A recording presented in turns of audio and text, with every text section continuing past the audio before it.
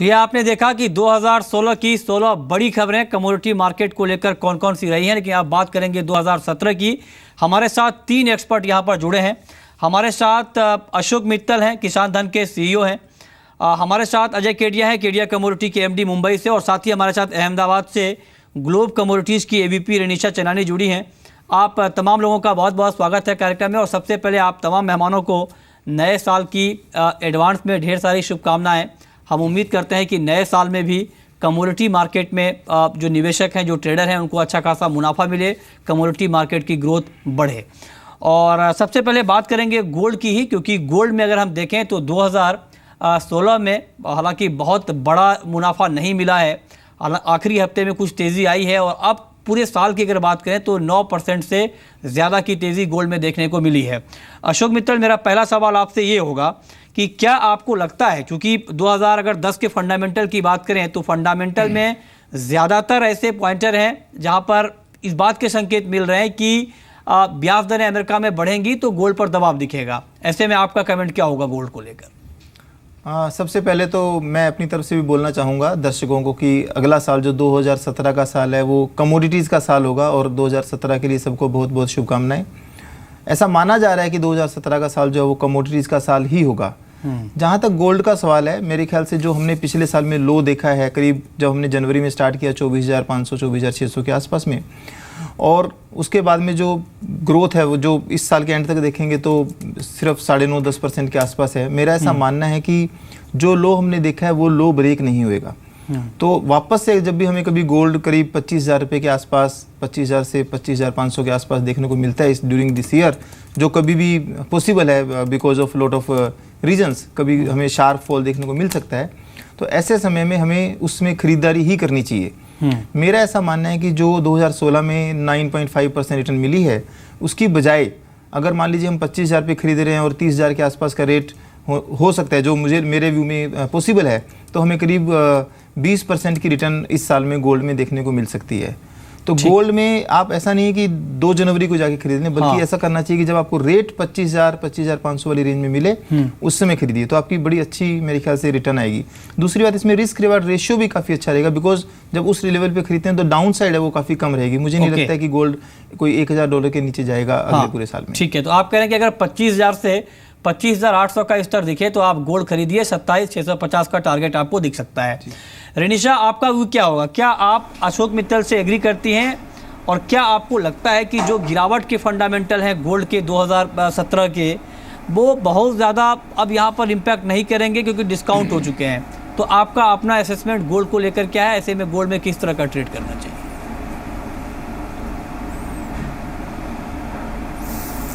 Good evening Mrityunjay. मुझे लगता है 2017 में आई एग्री विथ मित्तल जी कि यस, लो जो है वो ब्रेक नहीं होगा, एंड जो हाई है गोल्ड प्राइजेस का दैट वाज अराउंड 31,000, वो भी क्लियर नहीं होगा। So I expect gold to trade in the range of 25,000 to 30,000 2017 में।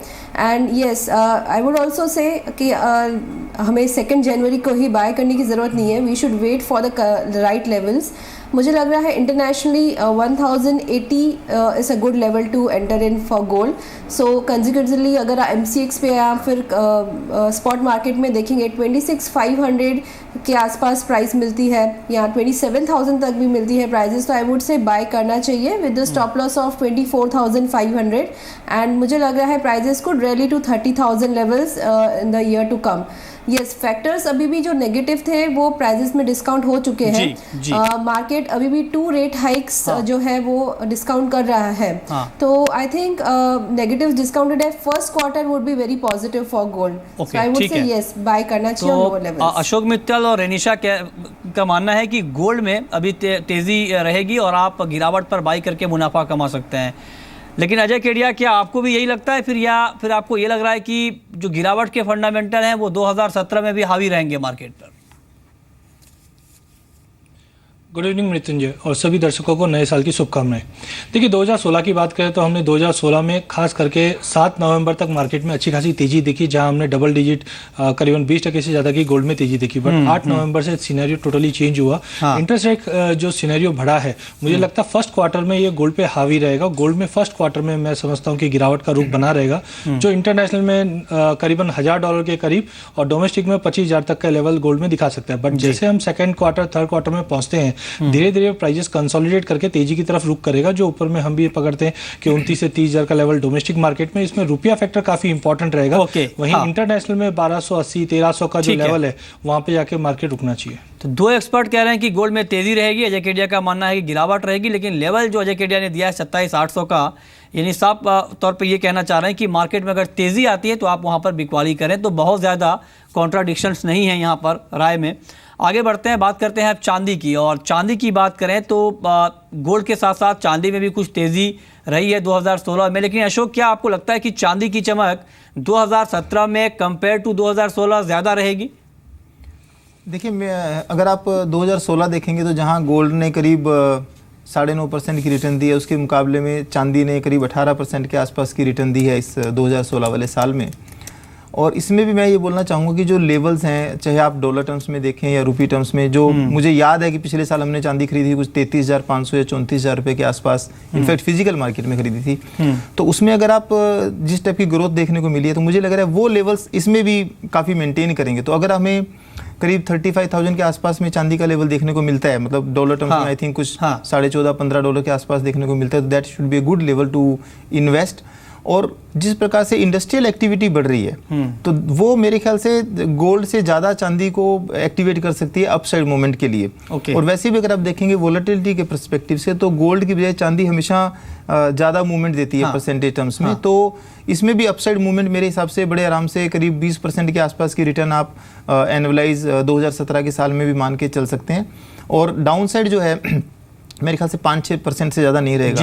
तो that way risk reward ratio भी काफी अच्छा इसमें देखने को मिल सकता है 2017 में। इसमें भी बाय ऑन डिप्स स्ट्रेटजी रहनी चाहिए। ठीक है, आप कह रहे हैं गिरावट पर बाई करके चलना चाहिए चांदी में। रनिशा, क्या आपकी भी यही राय है, और क्या आपको भी लगता है कि चांदी की चमक 2017 में ज्यादा रहेगी और गिरावट पर बाई करके चलना फायदेमंद रहेगा? Yes, I agree with Mittal ji. $15 के आसपास प्राइजेस ट्रेड होती है, तो that would be a good buying opportunity 13.5 के स्टॉप लॉस से। और $19 तक के टारगेट्स में देख रही हूँ। Similarly at MCX level 36,000 to 36,500 के आसपास सिल्वर में बाइंग करना चाहिए। स्टॉप लॉस 32,500 का। I am expecting the target of 42,000 to 44,000। Overall मुझे लग रहा है फर्स्ट क्वार्टर में ही हम देख सकते हैं बुलियन में पॉजिटिविटी रहेगी, बिकॉज जो रेट हाइक जो है फेड का, that could come in second quarter. So first quarter would be consolidation to positive stage for bullion sector. तो सोने चांदी में आपको खरीद कर मुनाफा मिल सकता है, ये तमाम एक्सपर्ट्स की यहाँ पर राय है।